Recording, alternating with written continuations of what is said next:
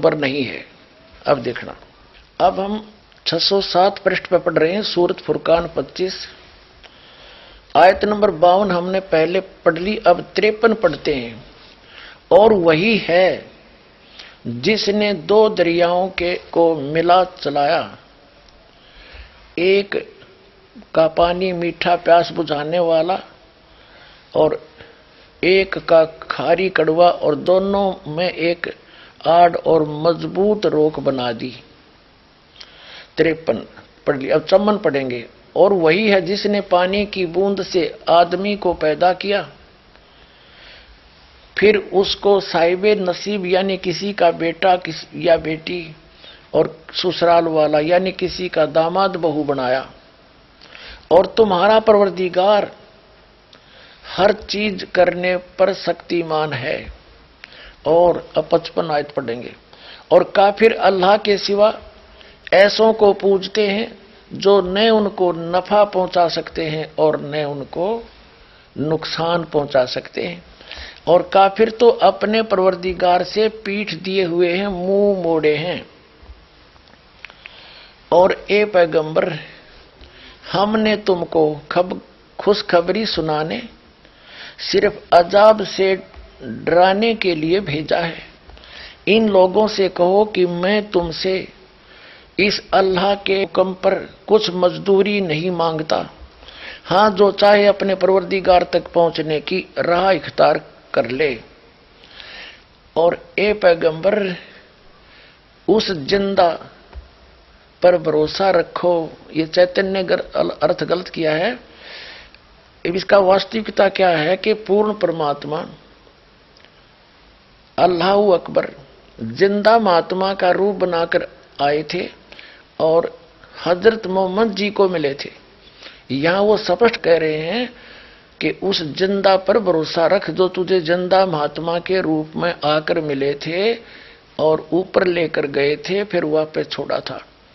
दो प्रकार से ऊपर गए थे हजरत मोहम्मद, एक प्रकार का मुसलमान भाइयों को ज्ञान नहीं।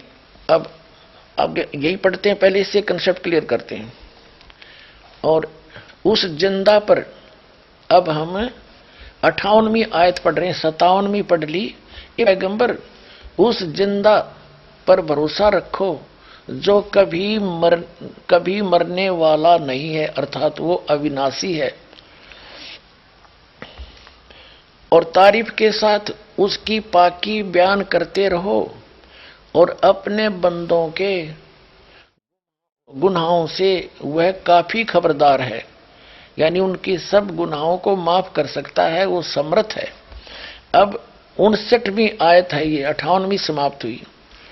और जिसने आसमान और जमीन और जो कुछ उनके बीच में है सबको 6 दिन में पैदा किया और फिर तख्त पर जा विराजा, वह अल्लाह बड़ा। इन्होंने कबीर का अर्थ बड़ा कर दिया। वो अल्लाह बड़ा, वो अल्लाह कबीर कह दे, हम कोई बात नहीं, अनुवाद ना करें। वह अल्लाह कबीर रहमान है और उसकी खबर किसी बाखबर इल्म वाले से पूछ देखो। कुरान शरीफ के ज्ञानदाता ने स्पष्ट कर दिया है कि मैं नहीं जानता उस अल्लाह कबीर के बारे में। 6 दिन में सबको 6 दिन में पैदा किया, फिर तख्त पर जा विराजा, हुए अल्लाह कबीर है। हम इसको कबीर बोल देंगे, कोई दिक्कत नहीं। रहमान है और उसकी खबर किसी बाखबर इल्म वाले यानी तत्वदर्शी संत से पूछ देखो। अब इससे क्या सिद्ध हो गया कि कुरान शरीफ का ज्ञानदाता अल्लाह अकबर नहीं है, अल्लाह कबीर नहीं है। वो तो अल्लाह कबीर की जानकारी भी नहीं रखता कंप्लीट। उसके लिए ऑप्शन छोड़ दिया है कि उस अल्लाह कबीर के बारे में जिसने 6 दिन में सृष्टि रची, 7वें दिन तख्त पर जा विराजा, वो अल्लाह कबीर है, वो बड़ा भगवान है, वो कादिर अल्लाह है, वो पूर्ण परमात्मा है, वो समर्थ परमात्मा है और एक वही पूजा के योग्य है, अन्य की पूजा नहीं करनी चाहिए। तो उसके विषय में कुरान शरीफ का ज्ञानदाता भी अपरिचित है।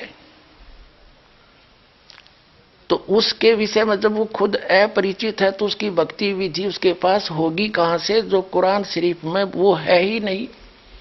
ना उस अल्लाह कबीर की जानकारी है और ना उसकी भक्ति विधि का पता है, क्योंकि वो स्पष्ट कर दिया है कि उसके विषय में उसकी जानकारी किसी बाखबर से, उसकी खबर किसी बाखबर से पूछो, अर्थात पूरी कुरान शरीफ के अंदर वो ज्ञान नहीं है उस अल्लाह अकबर का।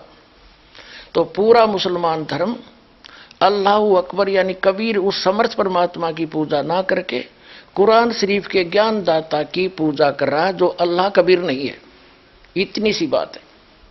उसने जब पल्ला झाड़ दिया, वो तो जानता है नहीं उस अल्लाह अकबर के बारे में, उस बड़े भगवान के बारे में तो वो जानता है नहीं, जिसने 6 दिन में सृष्टि रची, 7वें दिन तक सजा बैठा, उसके विषय में ये दास जानता है और ये भेजा है बताने के लिए।